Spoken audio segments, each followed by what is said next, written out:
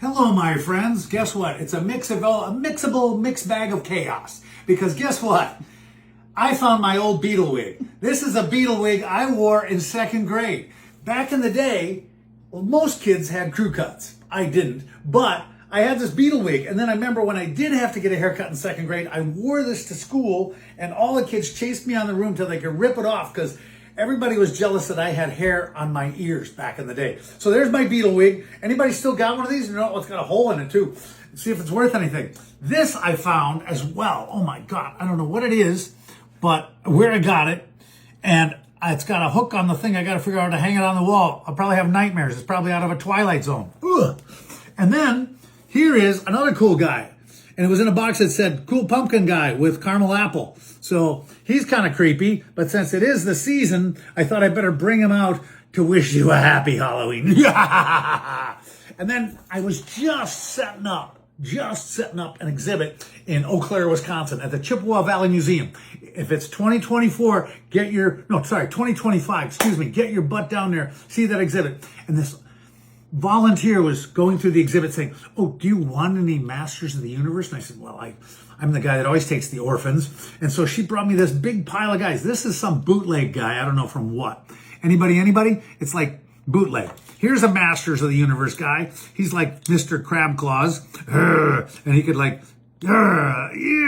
chop you in half. And does anybody know what this is from? It looks almost like an SST, if you remember those. You pulled the thing and it went.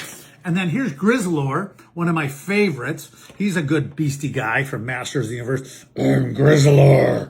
And then here is Trapjaw, another one of my favorites, except he's missing his hook. Who took my hook? I didn't take it. Oh, he still did punch. And then here's Merman, but the problem if you've ever had Masters of the Universe, their hips are loose. That doesn't sound good, but they don't. Eventually, these hips will all go bad and they'll fall over and won't be able to stand up. But here's my little pantheon of donated guys from a nice old lady volunteer.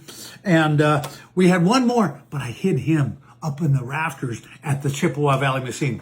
Next time, maybe we're going to look at some zombie poop that explodes. So, by the way, before I go, I better put on my wig again because I think it's just so cool that it still fits me. I can't believe that. I don't know if I'm Paul, Ringo, George, or Paul. I wanted to be Paul or Ringo. Now, here's another packaging thing I got. I just found accidentally. The Tower of Terror.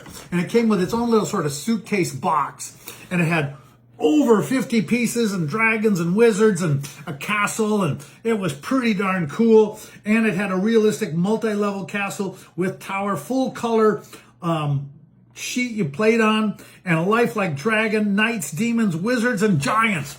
So that's a pretty cool thing. So I better get going because you're already need to get somewhere, do something. So Crazed Collector, Super Monster City. Me and my partner, Stephen Ruff, put together traveling pop culture exhibits to travel all over the country. So get on our mailing list, reach out to us, share this. If you had a Beatle wig, tell me about it. If you wish you had a Beatle wig, tell me about it. What was your haircut like? Because boy, oh boy, there was nobody had long hair back in about 1964, except the Beatles and me. I'll talk to you later. Enjoy. Bye-bye.